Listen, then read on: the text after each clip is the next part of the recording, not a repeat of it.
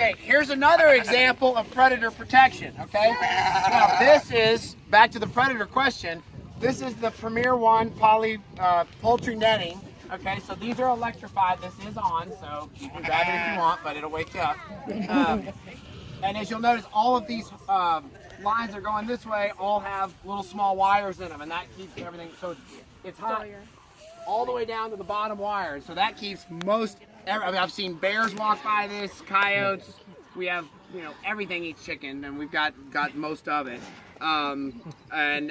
These birds, we lose virtually zero predation out of this. And so here's an example of the eggmobile. The eggmobile specific use is to sanitize behind the cows. Eggs are the byproduct. This feather net, we call it the feather netting, its job is to produce eggs at a high volume on low acreage. Pasture sanitation is the byproduct. Okay? So two different goals of the two different systems. So whereas the eggmobile needs like 50 acres each, okay, to keep running around, keep them confused so they don't end up on your tractor seat and in your lawn and in your flower bed and all that stuff. This can run on about 7 to 10 acres in a year, okay? Because it's small, they're getting a 1/4 acre. This is about a 1/4 to 1/2 acre, these 3 nets together, depending on how it's set up.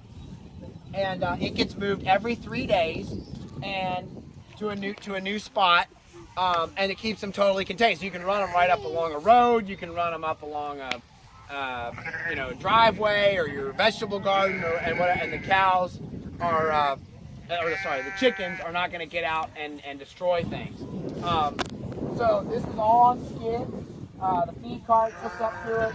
It all goes forward in one big pull.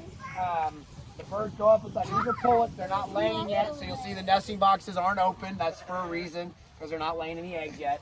And then the water's out back, feeders, etc. It all moves up to the next section. Now we're always looking for ways to become more effective and more efficient. My middle son Andrew is raising some sheep. These are his. We use them as both portable weed eaters to rain around fence lines and weedy areas and stuff that we can't get the cows into, or it's too small to justify getting the cows, or the cows would make a mess, so on. Or they're going to eat rougher, greener, like more stemmy, sticky type products. So we're using those sheep for that, and then they've kind of finished up all that job for the season. And then it's like, okay, now what are we going to do with them? Well, the concept is you got to set up this net for the chickens anyway. So we just added another group of nets over here on our right, or to the front, my left, and put the sheep in there. And when it comes time to move them, the sheep will move into the next net, and the chickens will move into the following net. So you get 2 uses out of 1 net setup, because that's the labor component of this, is setting up this netting. Now, one person can take down and set up this net in about an hour. Take it down and set it up. But still, it's nice to get 2 uses of that hour instead of 1. Anyway, that's kind of the concept here, and what's going on. Here's my son is the shepherd. He can get any of these to come over to him, but this is actual bottle lamb from somebody, so it might actually get this one over. Come here.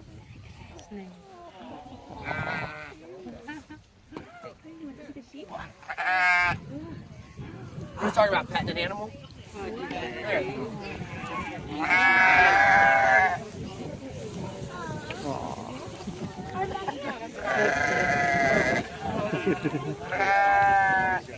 These are all sheep. All sheep. This is sheep. The rest of them are sheep. Hair sheep. All right, questions on the layers and the feather net and movement? Yes, ma'am. Question on the netting. Yes. 2 questions. The chickens don't fly out? Sorry. The chickens don't fly out? Right. The chickens do not fly out of that because the design of it is incredible. The reason it's white is the chickens cannot tell where it stops and where it starts. So if I were to use this as poultry netting, like just chicken wire, they would be able to see it and think that they could fly up on it, land on it, and jump over. Okay. But because in their perspective, they're looking up and it looks like it goes to infinity, they don't ever try. Okay. So their wings are not clipped, they don't get out, they don't fly over, they stay in. It's incredible. So have you ever tried to paint a regular fence? I have not tried that. I know that part of it is just because there's so much wire. Right. That this is a lot more open, that they don't think that it's there. And so same with a coyote and a fox. They'll come up, they keep trying, I'm sorry buddy. They keep trying to poke their head through it and getting shocked. They never think of going over.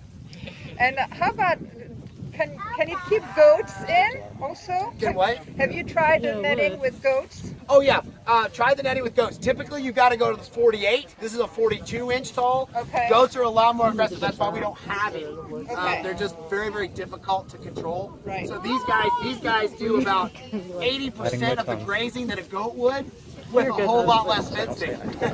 And so we use sheep for that purpose. But I'm not against goats. They just don't fill a purpose for us at this place. And so on. So that's why we don't have it. But that's how you would control them, and it does work. I know a guy in Louisiana. I visited his farm, worked with him, and he has goats in a 48. Instead of the 42, they would jump. Okay. So yes, ma'am, right here. They're too young. Yes, correct. They're about I think about 18 weeks, and they start at like 20, 22. So they're getting real close. Yeah. Yep. All right, I'm gonna put it back with the others, okay?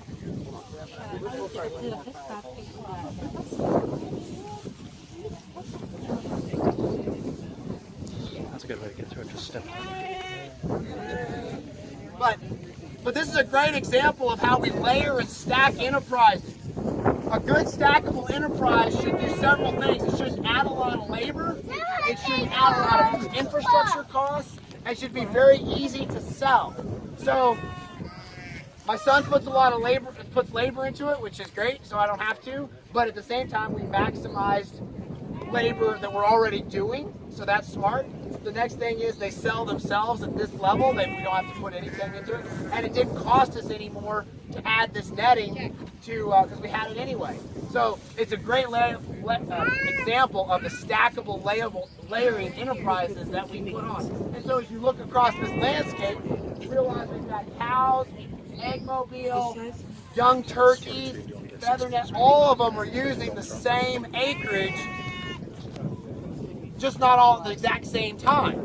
And so when we're talking about, we can produce more pounds of protein per acre than a CAFO because we're using all the acreage instead of just using it for one monocrop, whether it be corn or soybeans or alfalfa or whatever. We're using all the crop area for production all the way across, and so it's much more effective. Yes, ma'am. So the netting gets moved every 3 days. So tonight, actually, this is at the end of the cycle. So tonight, the sheep are going to go up here, and the layers are going to come in here, and then that netting can be taken down and moved right where we're parked for the next move. Okay. These are kind of on their own rotation, and we're putting them in areas where the ground is really poor because they're putting a higher concentration of manure down and keeping things, they're getting things moving along a little better. Yes, ma'am. Oh, sorry. Sure. A CAFO is a confinement animal feeding operation. Thank you. Sorry, confinement feeding animal. What's that? Yes, and it's cows, pigs, chickens. So anything that's a confinement animal operation that's large falls under that. So chickens, pigs, cows, layers, the whole. I mean, all the species. I mean, rabbits have them. I mean, all the different animals have one. Yes. Are those hairless sheep? They are hair sheep. Yes, sir. So they're Katahdin Dorper crosses, and we used a St. Croix ram. You get a big sheep with a lot of fur or hair. Yes. Yes, they still work with this mostly because sheep are pretty. They go right with their face. Exactly. They're gonna. Most animals know stuff before they actually try to go over, as opposed to goats. Or that question was goats because they'll just decide from back here if they're going to go over it or not. Exactly. Yeah. Yes, ma'am. Do you amend their diet at all? I didn't catch it. Oh, sorry, the rabbits, the chickens or the pigs? The sheep. I know you meant. These furry things. Got it. Yeah. The sheep. We do not give them any supplements in addition to minerals. They get grass and minerals, which is we're just using kelp and salt. That's it. And water. Yeah. I mean. No. They're separate. Two separate. So you got a kelp and mineral pan kind of thing? and a water pan. And typically we have another big guard dog that rides along with them too. Not for guarding, but mainly just to lead. Because they're helps with stupid the and cows, too. it goes along well. Do you have a question? Yes, sir. You had another question. I knew that they needed something.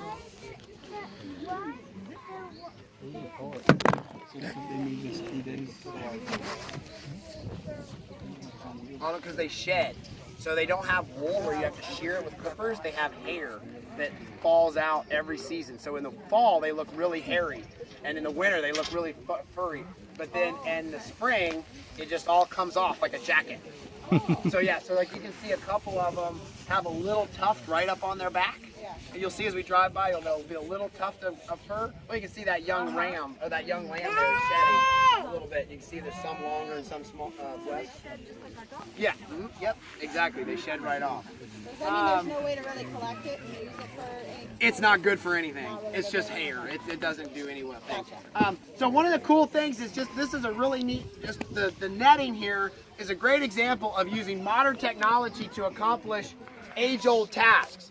Realizing that all animal species were in the moving process, in the migration, okay? And so even humans, we had everything from tents to teepees to mud huts to so on, and we're moving, we were nomadic.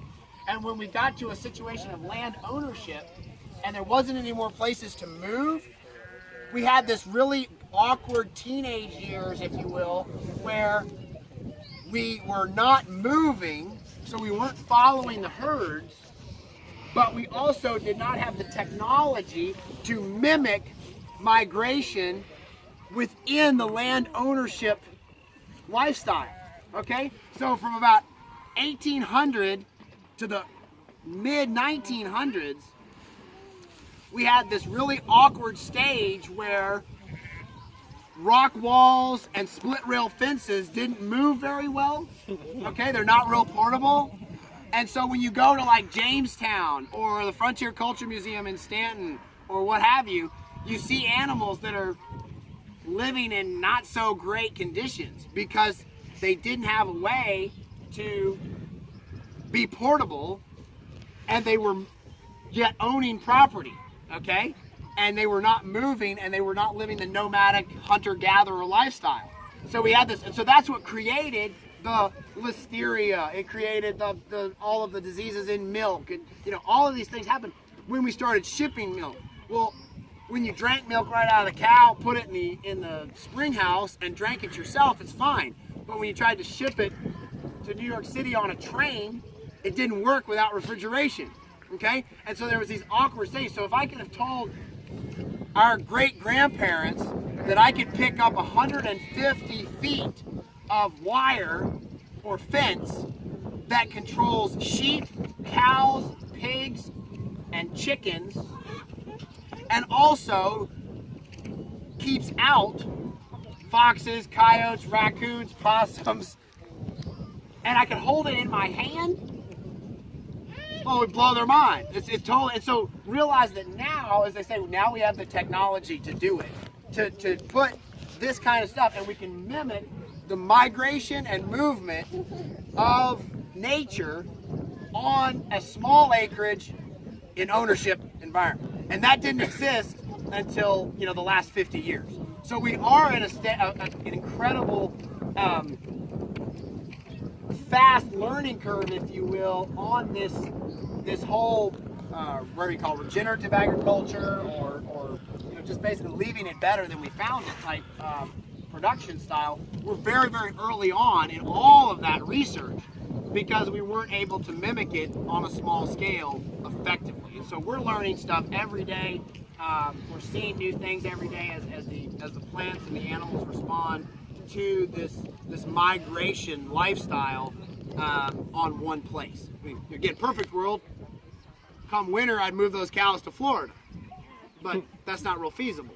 So that's kind of, I mean, these chickens need to go to the Bahamas, but as much as some of us would like to go there in the winter, it's not feasible to do that. So that's kind of what we're dealing with. So we have to figure out ways. So instead of putting the chickens in a dark barn chicken house like the old timers did, with a permanent run, we move them into the hoop houses in the winter where they get full sun, they have chips as deep bedding, they have compost floor, and they're very, very healthy in there. And they're warm all by themselves because you've got the hoop house that collects all the heat all by itself.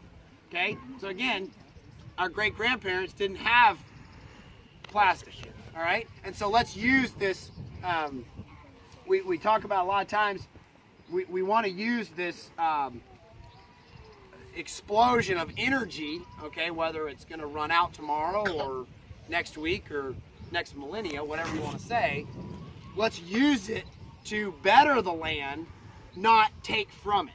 And so when we circle back to the question, someone asked me about cows and methane releasing versus grass and corn. The big thing is cows, yes, they do release some methane into the environment, okay, through their digestive system. But number one, we have less herbivores now than we did before the Europeans came to this continent. So based on historical record and stuff, we had more herbivores then than we did now. The big difference is that's the carbon footprint of moving all of the animals to the feed and the feed to the animals. So it's not so much, it's important that they're eating grass for sure, because the big component that grass brings to the table is the drop in oil energy, if you will, that creates a lot more carbon emissions than just cows eating grass and belching. Okay, that's been done for hundreds of years. What's different is all of this additional carbon emissions through petroleum use. So if we're going to use petroleum, let's use it to manage livestock like this, polytunnels, electric fence to move cows, and so on, instead of planting corn and harvesting corn and moving corn and shipping corn and eating corn and moving more corn and planting more corn. And Feeding cows corn. feeding more cows corn. Yes, ma'am. One question. We'll go to turkey. I'm just wondering if are we close to a boundary? Are we in the center of your farm, or what? This is the new property that we bought about 3 years ago. So if you look from here down across the barn, you can see a fence line in the distance. Just past the barn, that's the corner of our property. You can actually see it the best up here on our right, just over the tree line. You can see the green in the right. So on the other side of the trees, you see a green hill, and then you see a lighter green past it. That's the neighbors on the other side. So ours is a little bit darker. So we are near a boundary. Yeah, we're very narrow. And what about that way? So the boundary between this new property and the old, Polyface original, if you will, is the little electric fence we're going to drive through in just a minute. And then the other boundary, the far southern or northern side, is just past the sales building where you parked this morning. So yeah, you're going to see 90% of all the open land on the Tadura. I mean, in most of the open land, you're going to see it. Okay, let's load back up. We're going to go to turkeys.